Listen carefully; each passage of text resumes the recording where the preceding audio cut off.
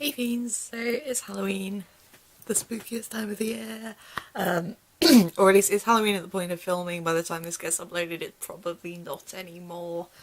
But you know what? Every day is Halloween around here. I dress like this all the time, or maybe not so much orange, but you know. So, anyway, in between binge watching the entirety of Stranger Things and watching various other spooky movies, um, I started reminiscing about the spookiest experiences I've ever had, and I thought I would share some of that with you because I don't know why I always do this arm gesture when I'm filming. Why do I do this? Anyway, so cast your minds back about not quite 10 years, but getting close to there. When I first got out of university and I moved back down to Portsmouth to live with my mum for a little while, my first proper job was working for a theatre company based in Portsmouth called Groundlings. I'll put the link to their website and stuff down there. They're still going. They're great. I don't work for them anymore, obviously, but if you want to get in touch with them, they're very nice people. So I got my job there working as a sort of production assistant come marketing bod come anything else they needed to do. And at the point that I started working there, they were still based out of a little office and would hire places for productions and stuff. But they were opening up their own theatre building in Old Portsmouth, which is a weird area of town because it's simultaneously really deprived, but it's also where all of the really old buildings are, and you know, the fancy tourist stuff, like, you know, the big ships that you may have seen if you see pictures of Portsmouth. They always show you HMS Victory, which was Nelson's ship, HMS Warrior, the remains of the Mary Rose, which got pulled out of the sea, and that was Henry VIII's flagship, very briefly, because it sank. That's why they pulled it out of the sea. So it's that end of town, and the building that they bought was originally the first free school in the country. It was set up by a philanthropic society to basically be somewhere where poor kids who are, you know, children of the dock workers, or you know, the navy navvies or whatever, would get an education. And I can't remember when exactly this building was built. I think it was 1800s, might have been late 18th century, early 19th century. It's I can't remember what the land was before that, but it is now this two-storey building standing on its own on a corner of a street. And this place was supposedly one of the most haunted, spooky buildings in the city. Now, obviously, this is England. You can't walk for a couple of miles without finding somewhere that's supposedly haunted, but this place, because it was a school for a long period of time, has a reputation for being a little bit on the spooky side. And even before we fully moved in, while they were still doing it up, because it had been left empty for a long time before my ex-boss bought it. And so they were doing it up on the inside, and the bottom floor was where we had our offices and the wardrobe department's storage for all of the wardrobe, because they hired out costumes and things for people as well. And then we had a little cafe sort of chill out bit, and then upstairs was where they built the actual theatre bit. They did a lovely job of painting this beautiful sky on the ceiling up there, but for the most of the time when we were working in there, unless there were the drama school kids up there, you know, practicing or something, the upstairs would be locked. But you could frequently, if you were downstairs, hear what sounded like footsteps running backwards and forwards. Sometimes you'd hear children laughing. You'd often feel like there was somebody else in the room with you, which was always a little bit creepy. And, you know, I wouldn't say I'm a skeptic. I do I am prone to believing in things. I like the idea of ghoulies and ghosties and long lady beasties, but you know, I take all the evidence with a piece of salt, a pinch of salt. But yeah, there was something spooky about that building, and there were little things like occasionally you would like there was one time where we had all these miniature lampshades that were going to go on, like, you know, those light fittings that go on the wall, or like chandelier style ones where you have lots of little mini lampshades. We had a bunch of those, a stack of like 6 of them propped up on the side, and one of them just randomly flew across the room, hit one of my colleagues in the head. We then told one of the volunteers this, and then they just refused to come into the building. They were terrified. But yeah, it has had a reputation for being very, very haunted. And because of this, even before we officially opened the building, we started getting interest from local and national sort of paranormal groups. People, you know, who go around with the recordings getting EVPs, and maybe they have somebody who claims to be a medium or a psychic, and they would come and hang out in the evening and do all of that. So because we needed to have people on site, you know, to make sure they don't do anything naughty or break something or nick something, or, you know, we would always have 1 or 2 of us workers on site keeping an eye on these people, which was great because it meant I got to go on free ghost hunts. So I just thought, yeah, I will tell you a few stories of some of the spooky and less spooky and slightly silly stuff that happened while we were doing that.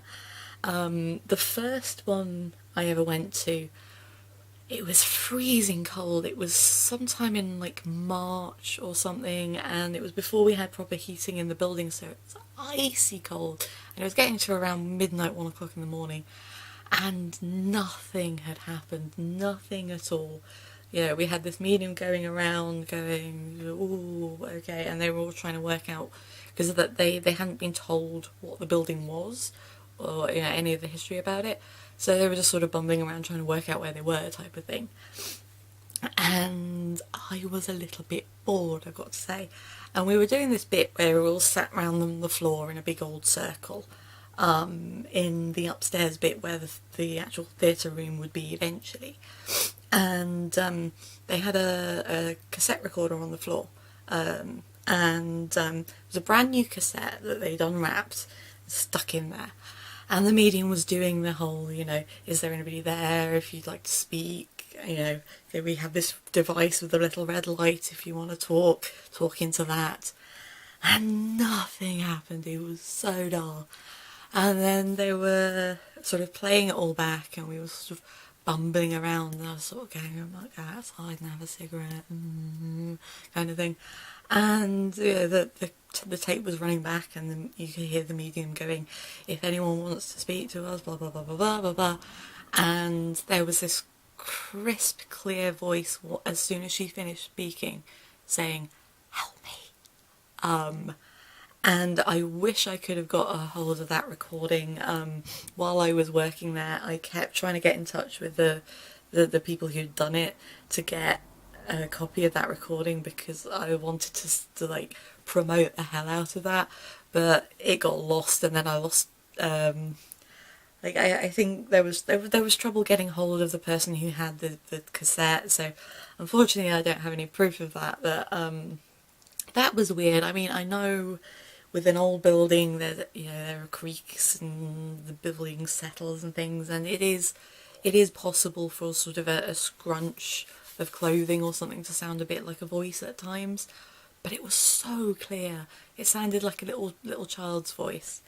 And so as time went on and we had more and more of these people coming in and out of the building, we started to get sort of a family of ghosts. Supposedly there was a little boy named George who was very friendly. He liked to play. He liked to sort of, you know, he was very chatty.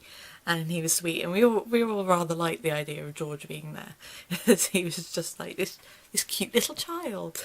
There was a little girl supposedly who may or may not have been called Elizabeth, and there was a theory running around that this was the daughter of John Shakespeare, who was one of the first schoolmasters there, because he did have a little girl named Elizabeth. She died quite young, not child young. I think she was sort of late teens, I think, but still, you know, there may have been a little ghost girl, and there was also an older, there were two older presences. There was an older lady who was a little bit more severe but not antagonistic, and then there was this male presence which wasn't very friendly, but he was sort of a bit more standoffish. Well, supposedly this is what we were told by numerous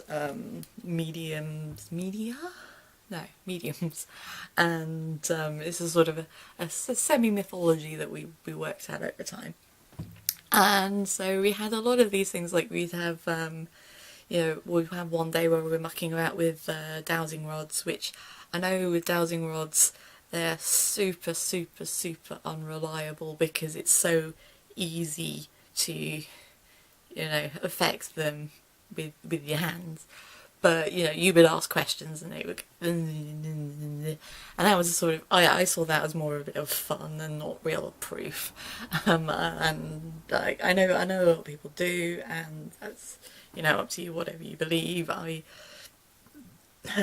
Because they're so easy to affect, I'm a little bit more sceptical of those.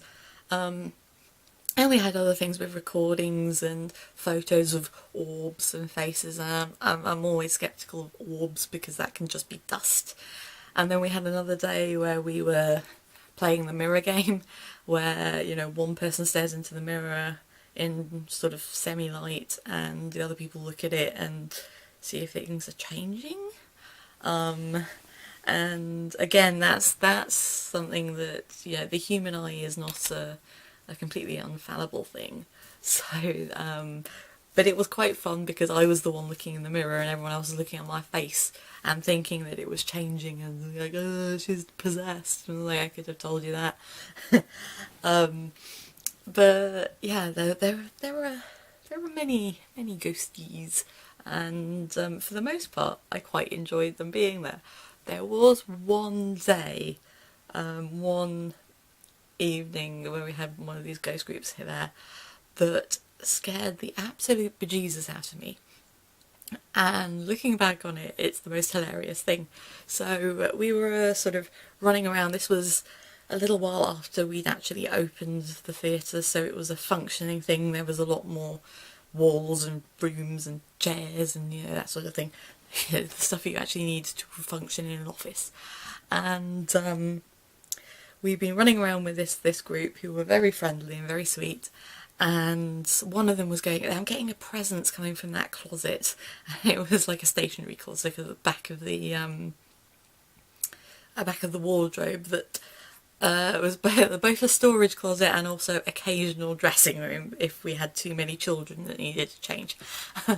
So we were about 3 or 4 of us all piled in there, and this girl's going, oh, there's something really not right here. And then suddenly we started hearing this noise, this sort of growling noise. It was horrific, and we were all sitting there going, shit. And we just could not work out what it was, and it did seem to be coming from the back of this closet. And like, fuck. And then somebody thought, oh, I'll just go and run around and see if anyone's around in the other room with a cassette player or something that we can record this. She ran around, disappeared for a few minutes, came back laughing like nobody has ever laughed before. One of the others had fallen asleep in the office and was snoring. And we thought we were about to be all murdered by demons, and no, it was just some guy with a really loud snore. So yeah, that was, I mean, none of this happened around Halloween. I think they did do some Halloween events after I was working there. But I don't know if they still do ghost tours in there at all. But if you're interested, check them out, ask them. They're very nice people, they're very friendly, and it's a beautiful, lovely building. And yeah, I hope little ghost George is still there because he was a sweetheart. He was, he was such a sweet little ghost. And then it's just like, I don't know, I really liked the idea of this friendly little ghost boy being there. So yeah, that was that. I will be doing some more videos soon. I still need to catch up on all the stuff from birthday week, which was last week, which was all hectic and stuff and doing things and going outside, and this is all not normal. But I will see you in whatever the next video is. Actually, I might do another Halloweeny vid, maybe. I don't know what I'm doing with my hands. I'm gonna go. Goodbye.